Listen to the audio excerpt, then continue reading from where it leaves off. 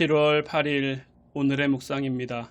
오늘 우리가 함께 나눌 하나님 말씀은 사무엘하 19장 1절부터 10절까지 말씀입니다.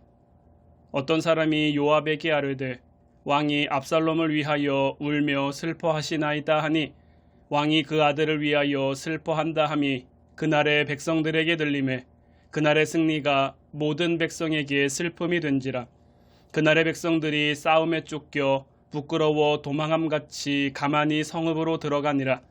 왕이 그의 얼굴을 가리고 큰 소리로 부르되 내 아들 압살롬아 압살롬아 내 아들아 내 아들아 하니 요압이 집에 들어가서 왕께 말씀드리되 왕께서 오늘 왕의 생명과 왕의 자녀의 생명과 처첩과 비빈들의 생명을 구원한 모든 부하들의 얼굴을 부끄럽게 하시니 이는 왕께서 미워하는 자는 사랑하시며 사랑하는 자는 미워하시고 오늘 지휘관들과 부하들을 멸시하심을 나타내심이라.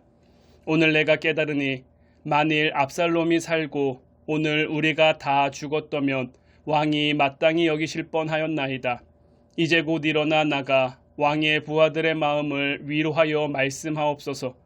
내가 여호와를 두고 맹세하옵나니 왕이 만일 나가지 아니하시면 오늘 밤에 한 사람도 왕과 함께 머물지 아니할지라.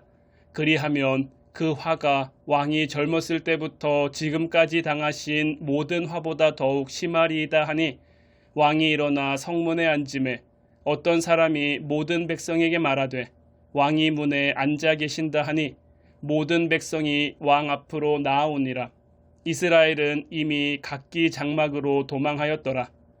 이스라엘 모든 지파 백성들이 변론하여 이르되 왕이 우리를 원수의 손에서 구원하여 내셨고 또 우리를 블레셋 사람들의 손에서 구원하였으나 이제 압살롬을 피하여 그 땅에서 나가셨고 우리가 기름을 부어 우리를 다스리게 한 압살롬은 싸움에서 죽었거늘 이제 너희가 어찌하여 왕을 도로 모셔올 일에 잠잠하고 있느냐 하니라. 아멘. 맡겨진 책임을 위해선 뼈아픈 질책도 받을 때가 있습니다. 지금 다윗의 마음을 어찌 다 헤아릴 수 있을까요? 반역을 제압했다는 승리의 기쁨과 안도감도 분명 있었겠지만 지금은 그 흔적도 보이지 않습니다. 다만 아들 압살롬의 죽음으로 인한 슬픔만이 다윗을 무겁게 짓누르고 있습니다. 슬픔에 지배당한 다윗은 자신을 위해 목숨을 걸고 싸운 백성들의 수고와 희생까지 생각할 겨를이 없었습니다. 그러다 보니 백성들에겐 그날의 승리가 기쁨이 아닌 슬픔으로 여겨졌고 심지어 싸움의 패배에서 도망치는 사람처럼 부끄러움을 느꼈습니다. 이 소식을 들은 요압이 다윗 앞에 나섰습니다. 그리고 따끔하게 일침을 가합니다. 왕께서 이렇게 슬퍼하시는 건 왕의 부하들을 멸시하는 것입니다. 차라리 우리가 패하고 압살롬이 살았다면 왕께서 더 기뻐하셨을 듯합니다. 이 말을 들은 다윗은 조금씩 정신을 차리기 시작합니다. 다윗은 한 아들 압살롬의 아버지이기도 하지만 이스라엘의 왕으로서 백성들의 아버지이기도 합니다. 너무 슬픔에만 잠겨있는 건 아버지로서는 충분히 이해할 수 있겠지만 왕을 따르는 백성들의 입장에서는 너무 불안하고 두려운 일이었을 것입니다. 요압은 계속해서 말합니다. 이제 왕의 부하들의 마음을 위로해야 합니다. 왕으로서 마땅히 했어야 할 당연한 행동입니다. 요압은 슬픔에 빠져있던 다윗이 앞으로 어떻게 해야 할지 그 방법을 구체적으로 제시하고 있습니다. 왕에게 한 말 속에 담겨있는 요압의 진위는 다 알 수 없습니다. 하지만 분명한 것은 왕의 지위에 있는 다윗에게 왕의 책임 또한 분명히 있다는 것입니다. 지위가 높을수록 따르는 자들이 많을수록 그 책임은 더욱 무거울 수밖에 없습니다. 성도는 인생의 연약함 속에서도 신실함을 추구해야 합니다.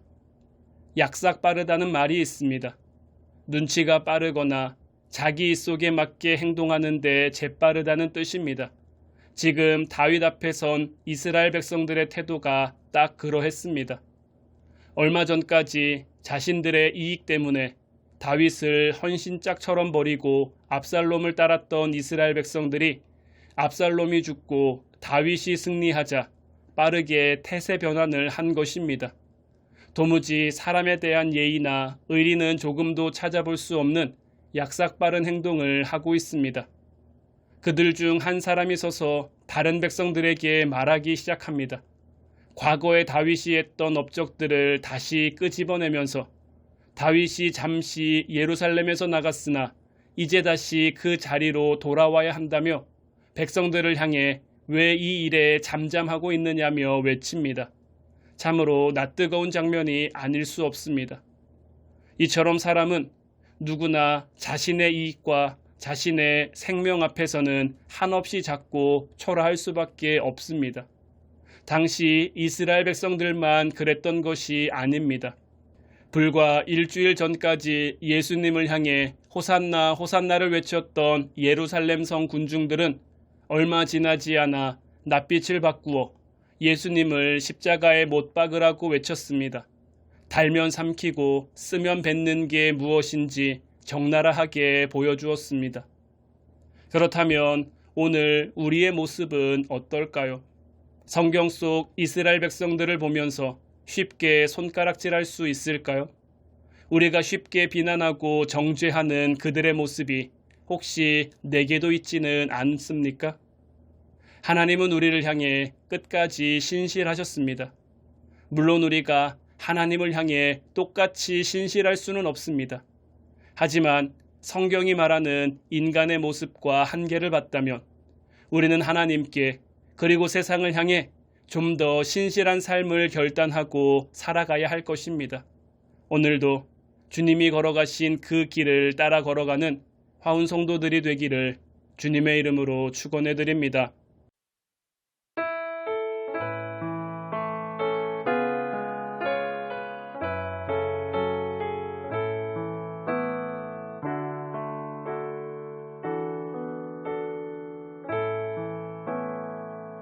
아버지 당신의 마음이 있는 곳에 나의 마음이 있기를 원해요.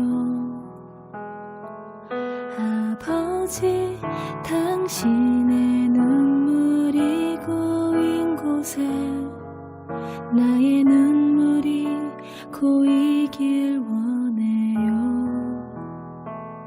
아버지 당신이 바라보는 영혼에게 나의 두 눈이 향하길 원해요.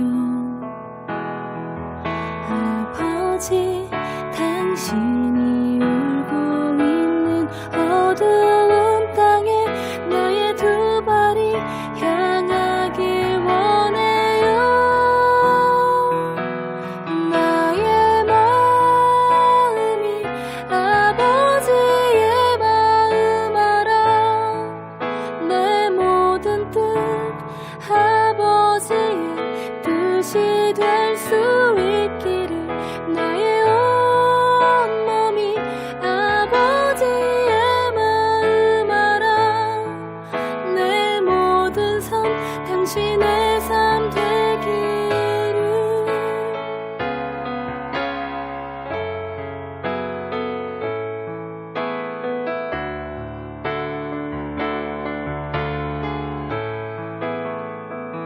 아버지 당신이 바라보는 영혼에게 나의 두 눈이 향하길 원해요. 아버지 당신이 울고 있는 어두운 땅에 나의 두 발이 향하길 원해요. 나의 마음이 아버지의 마음 알아. 내 모든 뜻 아버지의 뜻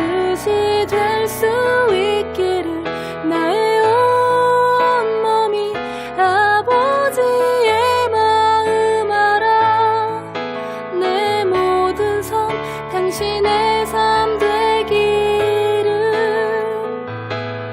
나의 마음이 아버지의 마음 알아 내 모든 뜻 아버지의 뜻이 될 수 있기를 나의 온몸이 아버지의 마음 알아 내 모든 삶 당신의 삶 되기를